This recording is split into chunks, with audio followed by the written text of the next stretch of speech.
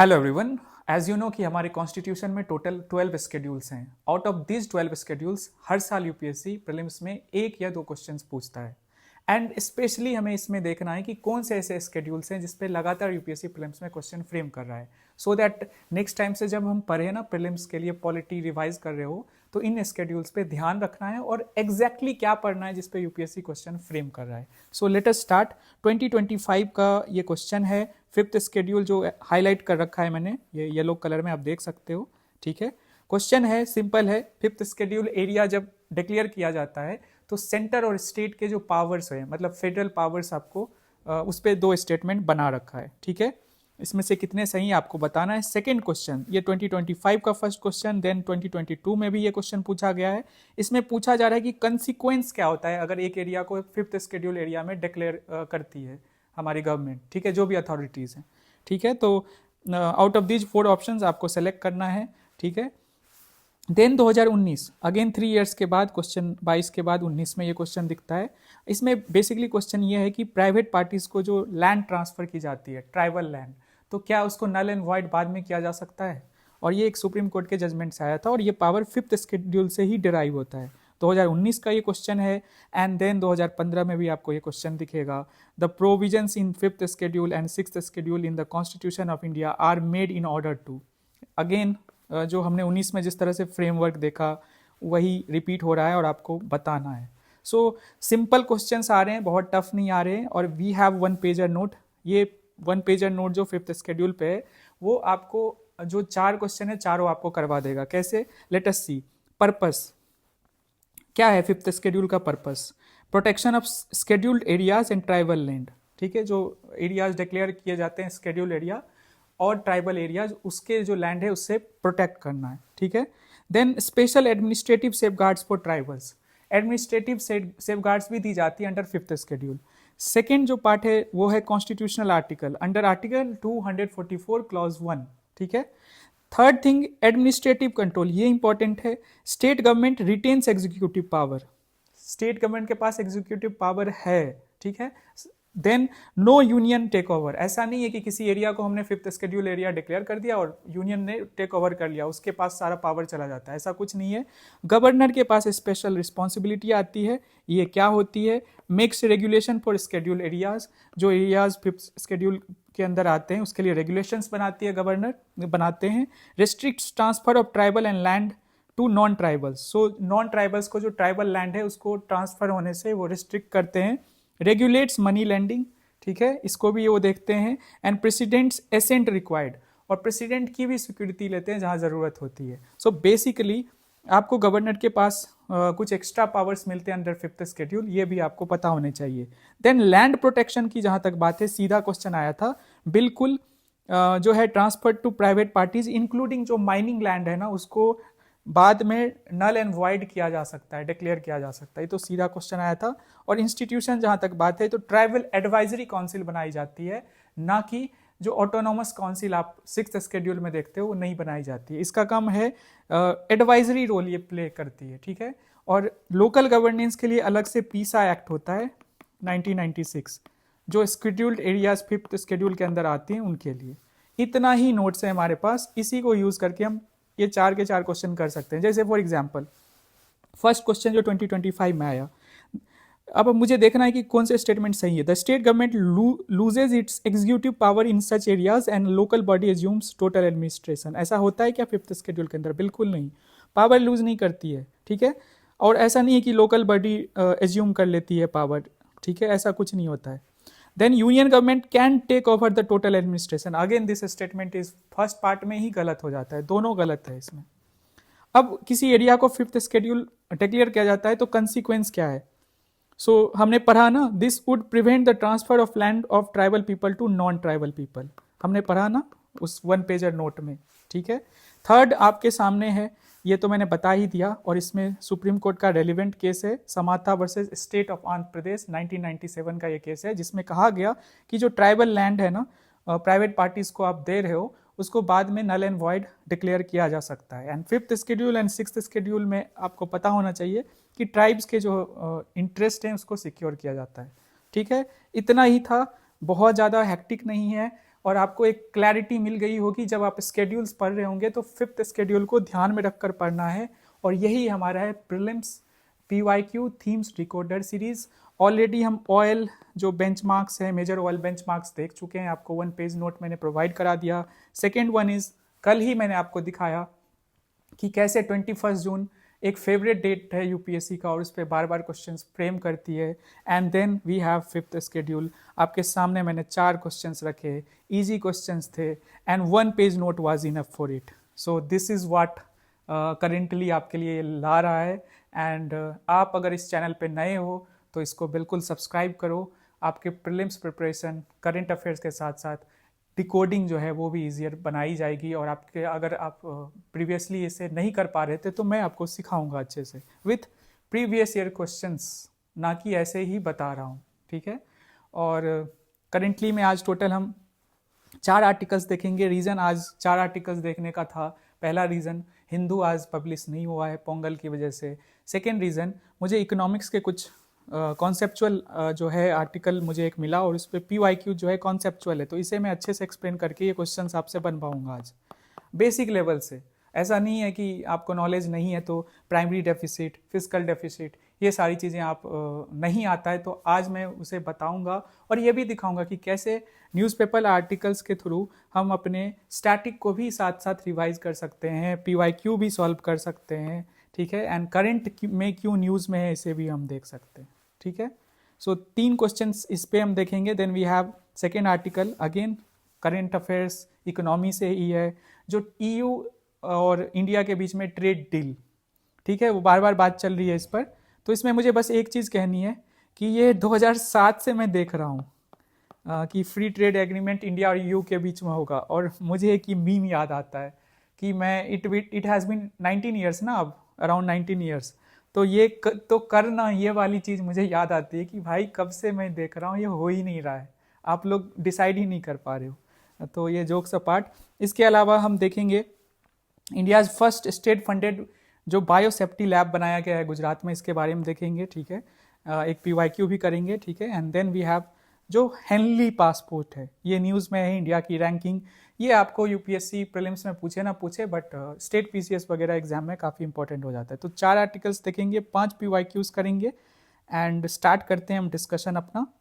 और आप अगर इस वीडियो को देख रहे हैं तो डेफिनेटली लाइक कर दीजिए, लाइक्स बहुत ज़्यादा मैटर करता है। सब्सक्रिप्शन तो है ही, सब्सक्राइब तो आप करो ही एज अ फैमिली मेम्बर इस चैनल पे, इसके अलावा लाइक भी कर दिया कीजिए, ठीक है। एक चीज़ और कहना चाहूँगा, कॉम्बैट, आपको पता है अंडरस्टैंड यूपीएससी का जो ऑल इंडिया टेस्ट है GS as well as CSAT का 25 जनवरी को होने वाला है।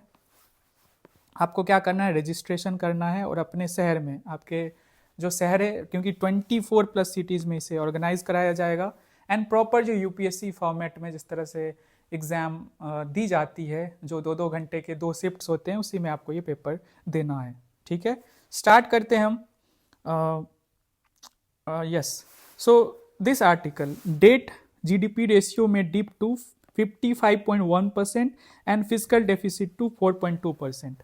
2 टर्म है, debt to GDP ratio and fiscal deficit. इसके साथ साथ हम देखेंगे प्राइमरी डेफिसिट क्या होता है, रेवेन्यू डेफिसिट क्या होता है, इन तीनों को भी समझेंगे। क्योंकि देख लो 2025 का क्वेश्चन है PYQ में, revenue deficit, physical deficit and primary deficit ये पूछा गया है। प्रॉपर मैथमेटिकल, जिस तरह से हम बचपन में करते थे ना, न्यूमेरिकल्स बनाते थे, उसी तरीके से सेम, मतलब दूसरा क्वेश्चन प्राइमरी डेफिसिट पे पूछा गया है, सब बताऊंगा।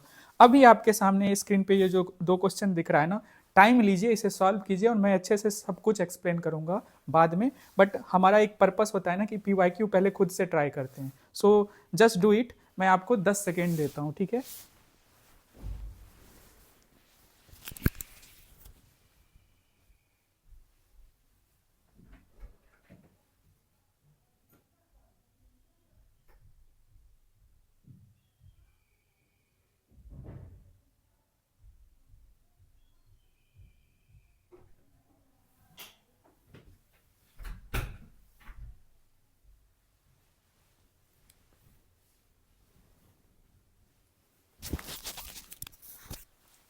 ओके, सो आप लोगों ने आई होप इन 2 क्वेश्चंस को कर रहे होंगे या कर लीजिए अगर आपके पास मतलब कि समय होना ही चाहिए, इतना तो बेसिक है।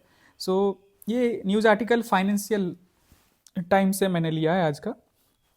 आज हमारे पास लिमिटेड आर्टिकल्स थे, तो बिल्कुल इसको सॉल्व कीजिए और बताइए इसका आंसर क्या होगा, पहले का एंड सेकंड का भी आंसर क्या होगा। सेकंड में तो ज़्यादा समय नहीं लगना चाहिए, फर्स्ट में लगेगा, तीनों कैलकुलेट करना है ना हमें। ठीक है, दोनों 2025 में क्वेश्चन आया था, बेसिक्स की इंपॉर्टेंस क्या होती है प्रीलिम्स में, इसका जीता जागता उदाहरण है ये दो क्वेश्चन। और ये चुन्नू मुन्नू क्वेश्चन है, कोई भी मतलब कि जिसके बेसिक्स क्लियर है ना वो कर लेंगे, और आज आपके तो हो ही जाएंगे, मैं इतना तो इंश्योर करा के जाऊंगा। ठीक है, चले आगे। और एक और क्वेश्चन है 2018 का है, ये है physical responsibility and budget management act, FRBM act. Again जो फिजिकल प्रूडेंस है ना, इस पर ये एक्ट बनाया गया था कि हम फिजिकल डिसिप्लिन बना के रखें।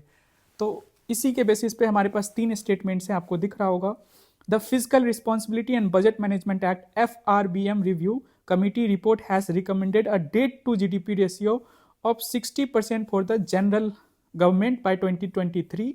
18 का क्वेश्चन है, comprising 40% for the central government and 20%। So net जो टोटल जो डेट टू GDP रेशियो है ना, क्या है हम देखेंगे इधर। सो वो सेंटर के लिए 40% होना चाहिए और स्टेट के लिए 20% होना चाहिए। ठीक है, नेट 60% होना चाहिए, मतलब total, sorry. Okay, second statement is the central government has domestic liabilities of 21% of GDP। Central government के पास जो लाइबिलिटीज है ना डोमेस्टिक, वो 21% है, और स्टेट्स का कंबाइनली अगर देखो तो 49%। ये कह रहा है इस क्वेश्चन में। स्टेटमेंट करेक्ट है इनकरेक्ट है आपको बताना है। Third is as per the Constitution of India, it is mandatory for the state to take the central government's consent for raising any loan if the former owes any outstanding liabilities to the latter. So एक चीज़ simple बताता हूँ, अगर outstanding date है already state का, तो वो central government से loan लेने से पहले पूछना उसको पड़ेगा, और उसको डोमेस्टिकली ही लोन लेना पड़ेगा। ये कॉन्स्टिट्यूशन में दिया हुआ है, ये स्टेटमेंट कह रहा है। ठीक है, हम इस पर बाद में बात करेंगे, आपको आंसर बताना है। चलिए हम आते हैं इस आर्टिकल पे, कर लो आप। ठीक है, एंड बहुत कम बच्चे इसे अटेम्प्ट करते हैं, जो मुझे अच्छा नहीं लगता। मतलब कमेंट सेक्शन में दिखना चाहिए यार, मेहनत मैं कर रहा हूँ तो आप लोग भी दिखाओगे ना। मतलब ऐसे होता है ना, एक्शन का रिएक्शन होता है, न्यूटन का थर्ड लॉ। सो मेहनत अगर कर रहा हूँ, हर चीज़ को मैं मैपिंग PYQ से कर रहा हूँ, आपका PYQ भी साथ साथ हो रहा है, न्यूज़ आर्टिकल्स तो कवर कर ही रहे हो। ठीक है, प्रॉपर मेहनत करता हूँ सो दैट आप लोगों को बेस्ट जो है प्रीलिम्स आपकी प्रिपरेशन हो पाए 2026 के लिए। तो आप लोग भी तो इतना कर सकते हो, तो गलत बात है ना। ठीक है, हो गया बहुत। आते हैं हम कंटेक्स्ट पे इस आर्टिकल का।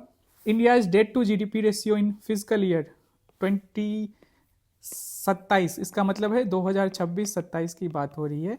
इसमें जो है डिक्लाइन टू 55.1%, डाउन फ्रॉम 61.4%। 2021 में दिखाता हूँ, 2021 में जो डेट टू GDP रेशियो था भारत का, वो था 61.4%, जो कि 27 जाते जाते ये 55% पे आ जाएगा। मतलब कि ये अच्छी बात है। कैसे अच्छी बात है मैं दिखाऊंगा जब डेट टू GDP रेशियो समझाऊंगा। और जो फिजिकल डेफिसिट है ना, वो फिजिकल ईयर 27 में एक्सपेक्ट जो है किया जा रहा है, वो it will become 4.2% of the GDP। ये भी समझाऊंगा अच्छे से। The government targets a steadily declining डेप्ट पाथ जो है, एंड अभी जैसे 55.1% दिखा रहा है फिजिकल ईयर 2027 में, वो घट के हमें 50%, 150 ±1 आना है फिजिकल ईयर 31 तक। ये हमारा टारगेट है, मतलब गवर्नमेंट की ऐसा टारगेट लेकर चल रही है। ठीक है, इतना समझ गए, ये न्यूज़ में है। अब हम बेसिक्स रिवाइज करेंगे। रेवेन्यू डेफिसिट क्या होता है? सिंपल है, रेवेन्यू एक्सपेंडिचर, जो एक्सपेंडिचर है, डेफिसिट का मतलब क्या है? घाटा, सिंपल हिंदी में। तो जो हम रेवेन्यू एक्सपेंडिचर कर रहे हैं और रेवेन्यू जो हमारे पास रिसीट आता है, ठीक है, उसके बीच का डिफरेंस रेवेन्यू एक्सपेंडिचर कहलाता है। सो मतलब क्या है, गवर्नमेंट जो बोरो कर रही है रूटीन कंजम्पशन के लिए, जैसे कि सैलरीज, एक्सपेंडिचर में क्या क्या जा रहा है? रेवेन्यू में सैलरीज, सब्सिडीज में। तो उसमें जो पैसा हमारी गवर्नमेंट दे रही है और कितना हमारे पास इसको लेकर जो है रिसीट आ रहा है, तो इन दोनों के डिफरेंस को हम रेवेन्यू डेफिसिट कहते हैं। समझ गए? Why it is bad? No asset creation. अब इसमें ना आपको एसेट क्रिएट नहीं हो रहा है, कैपिटल एक्सपेंडिचर या कैपिटल जो रिसीट है उसमें हम एसेट क्रिएशन की बात करते हैं, but revenue receipt, revenue expenditure में ये नहीं दिखता है, सो दैट्स वाई इसको स्पेशली कैलकुलेट किया जाता है। Okay, revenue expenditure minus revenue receipt, कितना खर्चा किया और कितना आया, इस दोनों के बीच का डिफरेंस है। फिजिकल डेफिसिट क्या होता है? देखो, फिजिकल डेफिसिट को पहले मैं सिंपल टर्म्स में समझाऊंगा, फिर मैं आऊंगा इस पूरे फॉर्मूला पे। फिजिकल डेफिसिट का सिंपल मतलब होता है एक घर में जस्ट सपोज मैं ही मान लेता हूँ, मैं राहुल, ठीक है, मेरा नाम राहुल है और आपने नाम जरूर सुना होगा, सबसे कॉमन नाम है। चलिए चलते हैं, मेरी जो सैलरी है वो मान लेता हूँ मैं 80,000 है, ठीक है, मान लेता हूँ। ओके, एंड जो मेरे घर के पूरे एक्सपेंसेस हैं वो है 1,00,000। 80,000 मेरी सैलरी है और 1,00,000 जो है पूरा खर्चा हो रहा है, हर चीज़ को अगर काउंट कर लूँ मैं तो एक महीने में, तो मुझे ना 20,000 उधार लेना पड़ रहा है, बोरोइंग्स कह लो, ठीक है। तो ये जो बोरोइंग है ना, इसी को हम बोल रहे हैं फिजिकल डेफिसिट। तो अब मुझे रिप्लेस कर दो विद द गवर्नमेंट। गवर्नमेंट जो है ना, टोटल उसकी अर्निंग 80,000 है एंड वो खर्च कर रही है 1,00,000 रुपीज़। तो डेफिसिट का सिंपल मतलब है कि कितना आप उधार ले रहे हो, कितना बोरो कर रहे हो, ये सिंपल मतलब होता है। अब इसको फॉर्मूला से हम निकालते हैं, ऐसे सीधा तो आएगा नहीं कि गवर्नमेंट की बोरोइंग, हाँ मतलब गवर्नमेंट की एक्सपेंडिचर जो है पहले वो कैलकुलेट करना पड़ेगा, कितना हमारा नेट जो है रिसीट आ रहा है, पैसे हमें आ रहा है गवर्नमेंट को, वो भी देखना पड़ेगा in the form of taxes या जो नॉन टैक्सेस रिसीट आता है, और उन दोनों को जब हम माइनस करेंगे तो पता चलेगा फिजिकल डेफिसिट कितना है, दैट इज बोरो हम कितना कर रहे हैं हमारे एक्सपेंसेस, मतलब करंट ईयर के एक्सपेंसेस को चलाने के लिए, ठीक है। So let us see total funds the government needs to borrow in a year. Formula simple है फिजिकल डेफिसिट का, टोटल एक्सपेंडिचर जो आपने किया है and revenue receipt plus non debt capital receipt. Revenue receipt आपको पता है दो तरह के रिसीट्स होते हैं या दो तरह के एक्सपेंडिचर होते हैं, रेवेन्यू एंड कैपिटल। रेवेन्यू मैंने बता दिया जिसमें आपको एसेट क्रिएशन नहीं होता, और कैपिटल में एसेट क्रिएशन होता है। जब हम फिजिकल डेफिसिट निकालते हैं तो हम क्या करते हैं, टोटल एक्सपेंडिचर माइनस जितना आपने खर्चा किया, रेवेन्यू प्लस जो कैपिटल एक्सपेंडिचर है, दोनों को सम कर दिया और माइनस किया रेवेन्यू रिसीट, ठीक है, and non debt capital receipt. अब इसमें ना हमने बोरोइंग को हटा दिया, क्योंकि यही तो कैलकुलेट करेंगे ना इसके थ्रू। फिजिकल डेफिसिट का मतलब कि क्या हुआ कि बोरो कितना कर रहे हैं। अब यहाँ पे ये बोरोइंग को भी अगर ऐड कर दूंगा, ठीक है, नॉन कैपिटल जो रिसीट्स है, कैपिटल रिसीट्स में बोरोइंग भी आ जाता है, आप जो लोन्स लेते हो, गवर्नमेंट जो लोन लेती है, तो फिर तो आप निकाल ही नहीं पाओगे ना। जस्ट सपोज कि मैं 80,000 पर मंथ कमा रहा हूँ और 1,00,000 मेरा खर्चा हो रहा है, ठीक है, सॉरी 1,00,000 जो है खर्चा है और 80,000 मैं कमा रहा हूँ। अब जब कैलकुलेट करना होगा तो हम 20,000 जो है फिजिकल डेफिसिट मुझे कैलकुलेट करना पड़ेगा, तो क्या मैं 20,000 को भी जोड़ दूंगा, 1,00,000 माइनस 80,000 होगा, तो यही तो बोरोइंग 20,000 जो है यही तो बोरोइंग हमको निकालना है। अगर हम 20,000 को इसी में इंक्लूड कर लेंगे तो फिर तो कोई फायदा ही ना कैलकुलेशन करने का। फिजिकल डेफिसिट का मतलब है जितना आप खर्चा कर रहे हो और जितना आप मतलब कि आपकी आमदनी है, उन दोनों के बीच का डिफरेंस, और वो जो डिफरेंस है सरकार के हक में most of the times negative ही होता है और सरकार को बोरो करना पड़ता है, खास करके डेवलपिंग कंट्रीज लाइक इंडिया। हर देश का यही हाल है, but it is not always true, ऐसा नहीं होगा कि हमेशा ये सही होगा, ठीक है। समझ गए फिजिकल डेफिसिट, अब आगे दिक्कत नहीं होगी। एंड प्राइमरी डेफिसिट का सिंपल मतलब होता है फिजिकल डेफिसिट जो आपने निकाला इतना तामझाम करके, उसी में आप जो इंटरेस्ट पे कर रहे हो, जैसे आपने लोन लिया ना, बोरो किया ना, तो उस पर आपको इंटरेस्ट देना होता है, तो इंटरेस्ट जो पेमेंट है उसको हम माइनस कर देंगे, ठीक है। तो इसको हम बोलते हैं प्राइमरी डेफिसिट। और डेट टू जीडीपी रेशियो का सिंपल मतलब होता है आपने टोटल जो पब्लिक डेट लिया, पब्लिक डेट का मतलब क्या होता है, गवर्नमेंट चाहे सेंट्रल हो या सारे स्टेट गवर्नमेंट्स हो, उन्होंने जो डेट लिया है मतलब कर्जा लिया है, और पूरी जो जीडीपी की वैल्यू है उसको हम डिवाइड करते हैं, तो इसको डेट टू जीडीपी रेशियो कहते हैं। और इससे हमें क्या रिफ्लेक्ट होता है, लॉन्ग टर्म जो हमारी फिजिकल सस्टेनेबिलिटी है। अभी हमने देखा था ना FRBM एक्ट में ये आया था कि टोटल जो है हमें 60% रखना था बाय 2023, ठीक है। दोनों, चाहे सेंट्रल गवर्नमेंट हो और जितने भी स्टेट गवर्नमेंट्स हैं, उनके जो डेट्स हैं उनको कैलकुलेट सम करके it should be 60% to our GDP, ठीक है। मतलब 60 है और GDP 100 रुपये है तो इतना होना चाहिए। और रेटिंग्स वगैरह जो एजेंसीज करती हैं ना, जो इंपॉर्टेंट होता है, इन्वेस्टर्स जो इंडिया में आके इन्वेस्ट करते हैं शेयर मार्केट्स में, हमारे डिफरेंट जो जैसे फॉर एग्जांपल इसमें भी करते हैं ना, गवर्नमेंट के जो बॉन्ड्स वगैरह होते हैं, भले ही उसमें रेस्ट्रिक्शंस होता है बट ऑल टुगेदर इम्पॉर्टेंट होता है इस तरीके से। FDI भी आता है कि भारत अगर अच्छा दिख रहा है, फिजिकल प्रूडेंस अच्छा है, तो FDI भी आएगा ज़्यादा। सिंपल है, आपको समझ आ गया होगा। रेवेन्यू डेफिसिट मतलब revenue expenditure minus revenue receipt, ठीक है। फिर उसके बाद वी हैव फिजिकल डेफिसिट का फॉर्मूला तो बता दिया, बस इतना समझो कि कितना बोरो कर रहे हैं, कितना 1 लाख रुपए जो है खर्चा है मेरा, 80,000 जो है मैं कमाता हूँ, तो 20,000 जो है वो मुझे बोरो करना पड़ा। तीसरा है प्राइमरी डेफिसिट, आपका जो फिजिकल डेफिसिट जब आ गया ना, तो उसमें इंटरेस्ट कितना पेमेंट कर रहे हो उसको माइनस कर दो, यही है। देख लेते हैं अब, क्या मैं इसको बता ही दूँ तो बेटर रहेगा ना, फिर से एक्सप्लेन नहीं करना पड़ेगा। चलो मैं बता ही देता हूँ, और बाकी क्वेश्चन जो है ना आप कर लेना, बाकी 2 हम आगे करेंगे। सो देखो क्वेश्चन फर्स्ट में हमें क्या कह रहा है, सपोज द रेवेन्यू एक्सपेंडिचर हमें बता रहा है 80,000 है, and the revenue receipt is 60,000। So first revenue deficit क्या होता है, revenue expenditure minus revenue receipt. तो 80 में से 60 के गया तो 20 के होगा। So first is correct, revenue deficit 20,000 है। आया समझ। सेकेंड देखते हैं, फिजिकल डेफिसिट इज 10,000 करोड़। कैसे देखते हैं, ये सही है ये गलत है। Suppose the revenue expenditure is 80,000 crore and the revenue receipt, हम ये देख चुके हैं, इसको तो हम हटाते हैं। The government budget also shows borrowings of 10,000 crore and interest payment of 6,000 crore. देखो सिंपल है, मैंने आपको समझाया कि जो बोरो होता है ना वही है फिजिकल डेफिसिट। हम इवेंचुअली यही निकालते हैं कितना बोरो कर रहे हैं। अब देखो यहाँ पे बहुत ज़्यादा तामझाम में नहीं जाना है, सीधा ही लिख दिया है क्वेश्चन में कि बोरोइंग्स जो है वो 10,000 है, तो फिजिकल डेफिसिट कितना होगा, 10,000 होगा। कुछ नहीं करने का, मैंने समझाया ना उधर, बहुत अच्छे से समझाया आपको।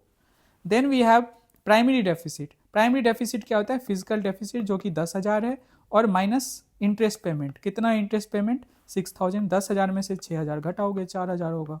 ये भी सही है, 4,000 करोड़, तीनों सही है। कितने का सही हुआ बताओ, कितने लोगों ने सही किया है। आते हैं इस क्वेश्चन पे, हमें ना ग्रॉस प्राइमरी डेफिसिट निकालना है। प्राइमरी डेफिसिट का क्या फॉर्मूला होता है, fiscal deficit minus interest payment जो हम कर रहे हैं। सो कंट्री का फिजिकल डेफिसिट दे रखा है 10,000 crore, receiving 10,000 crore through non debt creating capital receipts and the country's interest liabilities are 15। देखो यहाँ पे सिंपल समझो कि ये जो 10,000 का इंफॉर्मेशन है हमारे कोई काम का नहीं है, हमें प्राइमरी डेफिसिट ही निकालने को कह रहा है। तो फिजिकल डेफिसिट को माइनस कर देंगे विथ जो इंटरेस्ट लाइबिलिटीज़ है, दैट इज़ 1,500 करोड़ रुपीज़। तो 50,000 में से 1,500 करोड़ चला जाएगा तो 48,000 करोड़ होगा, ये होगा। सिंपल है, बेसिक्स था ये, कुछ एक्स्ट्रा नहीं करना है, एक्स्ट्रा ऑर्डिनरी। गेटिंग। हाँ, यहाँ पे आप बोरोइंग्स में अटक रहे होंगे क्योंकि आपको फिजिकल डेफिसिट का फॉर्मूला बताया गया है, जो टोटल एक्सपेंडिचर माइनस जो रेवेन्यू रिसीट है और जो नॉन डेट कैपिटल एक्सपेंडिचर है उनको इंक्लूड कर लोगे, ठीक है। मतलब कि कैपिटल जो रिसीट है, तो उस वजह से आप कई बच्चे इसमें फंस गए होंगे। बट फिजिकल डेफिसिट का सिंपल मतलब बोरोइंग्स ही होता है भाई, वही काउंट कर रहे हैं हम। मैंने समझाया अच्छे से एग्जाम्पल में कि मेरी सैलरी 80,000 है और मैं 1 लाख खर्च कर रहा हूँ, तो 20,000 मुझे बोरो करना पड़ा। तो बोरो करना पड़ा तो उसका क्या मतलब है, वही फिजिकल डेफिसिट है। समझ गए। चलते हैं हम तीसरे क्वेश्चन पे।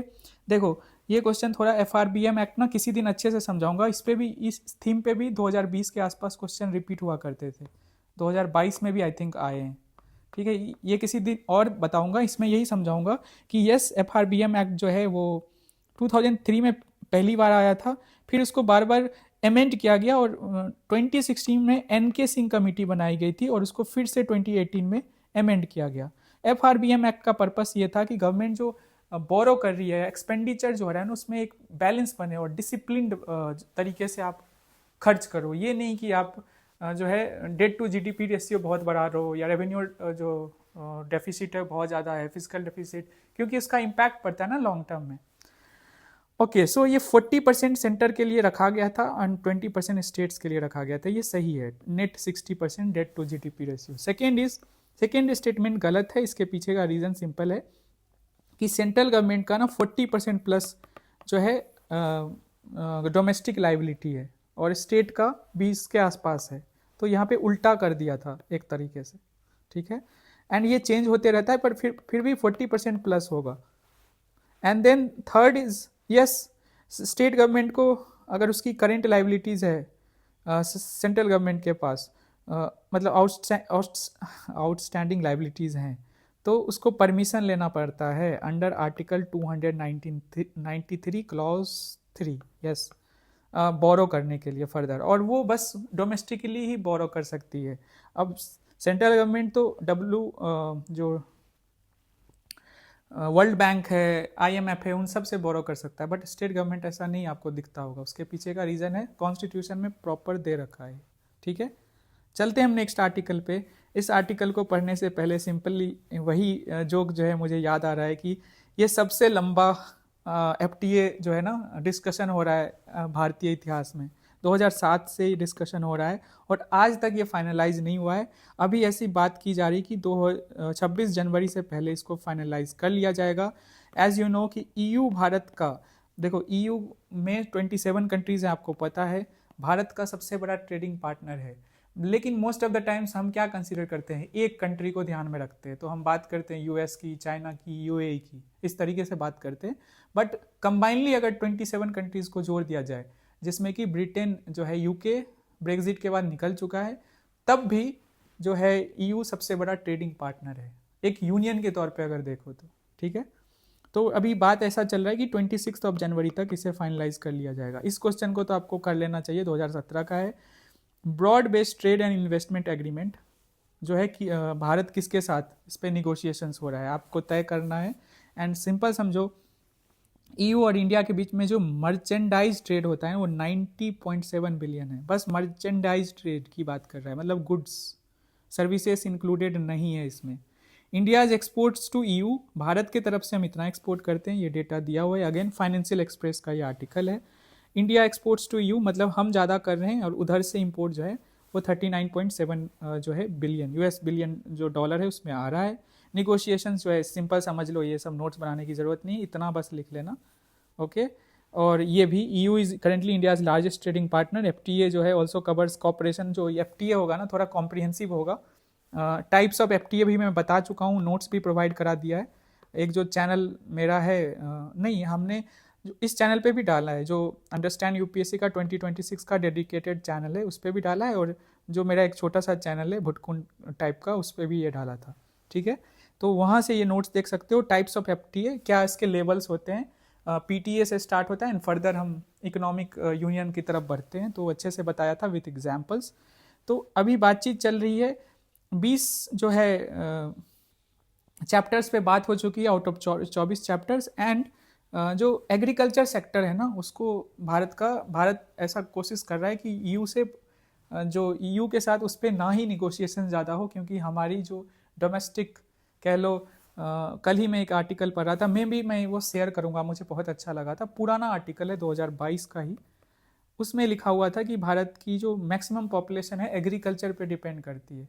तो अगर इन ट्रेड एग्रीमेंट से एग्रीकल्चरल सेक्टर को हम सेव नहीं कर पाए, तो मेजर जो पॉपुलेशन है इंडिया का वो खतरे में आ जाती है, उनकी वल्नरेबिलिटी बढ़ जाती है। क्योंकि 60% के आसपास आज भी जो पूरी आबादी कह लो, नॉट मैं वर्किंग पॉपुलेशन की बात कर रहा हूँ, वर्किंग एज पॉपुलेशन या कह लो वर्कर्स जो इन्वॉल्व हैं एग्रीकल्चर में, तो वो उस पर्सपेक्टिव से वल्नरेबिलिटी बढ़ जाती है। तो इसीलिए भारत इवन USA के साथ, इवन न्यूजीलैंड के साथ या अदर कंट्रीज़ के साथ जिनके साथ निगोशिएशंस चल रही हैं, हो चुकी हैं कंप्लीट, एग्रीकल्चर सेक्टर को बचाने की कोशिश पूरी तरीके से की गई। RCEP में भी वही बात रही थी, ठीक है, आपको याद होना चाहिए। यही है, चलते हैं हम आगे। ये जब फाइनलाइज हो जाएगा तो हम इसे देख लेंगे। इसका आंसर EU है। थर्ड आर्टिकल सिंपल सा आर्टिकल है। इस आर्टिकल से रिलेटेड मैंने ऐसे ही ये क्वेश्चन डाल दिया है। एंटी माइक्रोबियल रेसिस्टेंस जो है, बैक्टीरिया पे दवाई का असर नहीं होता है, मेडिसिन का या जो आप यूज़ करते हो, उसके पीछे का रीज़न है कि हम लोकल स्टोर से बिना डॉक्टर के कंसल्ट के मेडिसिन उठा लेते हैं या खुद से खा लेते हैं, खुद ही डॉक्टर बनते हैं। इससे बैक्टीरिया की जो रेसिस्ट करने की कैपेबिलिटी है वो बढ़ती गई है। तो अब जो प्रॉपर जो हम बैक्टीरिया के अगेंस्ट मेडिसिन ऑलरेडी यूज़ करते आ रहे हैं, अब उस पर इनइफेक्टिव हो गया है, जो कि बहुत खतरनाक है और इंडिया में ये बहुत ज़्यादा प्रिवलेंट है। उसी से रिलेटेड एक क्वेश्चन है कि which one of the following are the reasons for the occurrence of multi drug resistance in microbial pathogens in India. 2019 का क्वेश्चन है। Genetic predisposition of some people. Okay, इसका सिंपल मतलब है कि आपकी जो जेनेटिक लेवल की जो है एबिलिटी, उसकी वजह से भी एंटी माइक्रोबियल रेसिस्टेंस जो है हावी हो रहा है। इज इट ट्रू और not, you have to decide. Then second one is taking incorrect doses of antibiotics to cure disease. ठीक है। Third is using antibiotics in livestock farming. ठीक है, ये भी third. And multiple chronic diseases in some people, जैसे diabetes वगैरह। अब इन चारों में से आपको डिसाइड करना कितने सही है। आज का आर्टिकल क्या है कि भारत में जो है ना, India first state funded BSL-4 laboratory, मतलब गुजरात सरकार ने ऐसा किया, गुजरात बायोटेक्नोलॉजी रिसर्च सेंटर, इसमें लैब बनाया गया है BSL-4, बायोसेफ्टी लेवल 4। क्या होता है बायोसेफ्टी लेवल? ये 4 अभी लेवल की बात की जाएगी विथ एग्जाम्पल्स। तो बायोसेफ्टी लेवल का सिंपल मतलब है कि जो प्रिकॉशंस आप लेते हो लेबोरेटरी में, जहाँ पे आप एक तरह से जो सेफ्टी प्रैक्टिसेस होनी चाहिए। ठीक है। डिफरेंट लेवल ऑफ पैथोजेंस होते हैं। कुछ पैथोजेंस उतना खतरनाक नहीं होते हैं, जैसे कि BSL-1 में हम देखेंगे, और जब BSL-4 की बात करें तो वो डेडली होते हैं। तो जो लोग इस पर रिसर्च कर रहे होते हैं ना, उनके लिए भी खतरा होता है। तो जो बायोसेफ्टी 4 लैब है ना, उसका पर्पस यही है, जो रिसर्च में वर्कर लगे हुए हैं उनकी सेफ्टी इंश्योर की जाए। ठीक है, वही लैब डेवलप किया गया है। हमारे होम मिनिस्टर जो है अमित शाह जी ने इसे इनॉग्रेट किया एंड ये भारत का पहला स्टेट फंडेड BSL-4 लेबोरेटरी बना। चलिए देखते हैं बायोसेफ्टी लेवल्स क्या है। 1 जो है वो नॉन पैथोजेनिक माइक्रोब्स इसमें इंक्लूडेड होते हैं। ठीक है, जैसे ई कोली, ईस्ट वगैरह। सेकेंड जो बायोसेफ्टी लेवल है वो है मॉडरेट रिस्क ट्रीटेबल पैथोजेंस, जैसे हेपेटाइटिस A। ठीक है, इन्फ्लुएंजा। इतना डेप्थ में नहीं जाना, अब इसको नहीं याद रखना है, एग्जाम्पल्स में था तो मैंने इसे इंक्लूड कर दिया। BSL-3 जो है वो सीरियस पोटेंशियली लीथल भी हो सकता है एयरबॉर्न पैथोजेंस, जैसे कि हमारा माइकोबैक्टीरियम है, ट्यूबरक्लोसिस है, सार्स, इसको तो आप जानते ही होंगे। ठीक है। देन वी हैव BSL-4, ये इंपॉर्टेंट है, एक्सट्रीमली लीथल होता है एंड नो क्योर, कोई वैक्सीन नहीं है इसके लिए। यहाँ पे तो आपको वैक्सीन मिल भी जाएगा बट इधर नहीं मिलता है, इसीलिए इसकी इंपॉर्टेंस बढ़ जाती है। BSL-4 लैब जो है पहला स्टेट फंडेड भारत में। जैसे कि वी हैव नीपा वायरस, ये भी न्यूज़ में है, इसको भी किसी दिन अच्छे से कवर कर लेंगे। इबोला आपको पता है। तो ऐसे जो लीथल पैथोजेंस है वो बहुत खतरनाक है। ठीक है, उसी को ध्यान में रखकर ये बनाया गया। इसका आंसर मैं बता देता हूँ। जो जेनेटिक प्री डिस्पोजिशन है इसका कोई इम्पैक्ट नहीं पड़ेगा। मेरे जेनेटिक्स में जो इशू है ना, उससे बैक्टीरिया के अंदर जो एबिलिटी है रेसिस्ट करने की एंटीबायोटिक्स को, वो कैसे बढ़ जाएगी? I don't think so. तो first statement is incorrect. Second, yes, incorrect doses, यही तो मैंने बताया, ये सही है। इवन लाइफ स्टॉक जो है ना, उनको भी अगर आप एंटीबायोटिक्स दोगे तो वो आपके जो है खाने में इस तरीके से फैलता है ना। तो यस, 2, 3 दोनों सही है। एंड तीसरा जो है multiple chronic disease in some people, ये इसका कोई कनेक्शन नहीं है। इसके पीछे का मैं रीज़न बनाता हूँ। किसी को डायबिटीज़ है, उससे बैक्टीरियल जो रेसिस्टेंस है बैक्टीरिया के अंदर, वो कैसे बढ़ेगा? किसी को BP है, किसी को कुछ और क्रोनिक डिजीज़ है। क्रोनिक डिजीज़ किसको बोलते हैं? 1 साल से ज़्यादा जो किसी के अंदर होता है। ठीक है, सो उसका बैक्टीरिया के रेसिस्टेंस एबिलिटी से क्या मतलब है? कोई मतलब नहीं है। सो 2 और 3 सही होगा। सो B इसका करेक्ट आंसर है। हेनली पासपोर्ट, इसको देख लेते हैं। इंडिया का रैंकिंग जो है 80th हुआ है। सिंपल समझो, हेनली पासपोर्ट रिलीज करती है, दिखाती है कि आपकी पासपोर्ट कितना मजबूत है। दुनिया में आपके लोग जब घूमने जाते हैं या काम से जाते हैं किसी और कंट्री में, तो कितना ज़्यादा आपका एक्सेप्टेंस है डिफरेंट कंट्रीज़ में। तो भारत की रैंकिंग 80th रखी गई है इस साल के लिए, जो कि लास्ट ईयर कितना था? 85th था। फर्स्ट प्लेस दिया गया है सिंगापुर को, सबसे ज़्यादा एक्सेप्टेबिलिटी सिंगापुर के पासपोर्ट को है।